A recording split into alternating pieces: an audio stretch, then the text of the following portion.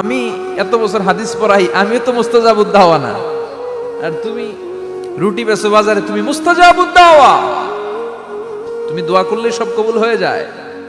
যুবক বলে, না আনা মুস্তাজাবুদ দাওয়া, আমি আমার জীবনে যত দোয়া করেছি কবুল করে নিয়েছে কে? সব দোয়া কবুল করে নিয়েছে আল্লাহ, একটা দোয়া ছাড়া। কয়টা? আহমদ ইবনে হাম্বলের কৌতূহল, কিউরিসিটি আরো বেড়ে গেল, কি সব দোয়া কবুল হয়েছে একটা দোয়া ছাড়া? মাযালিকা দোয়া ইয়া শাব, কি সেই দোয়া?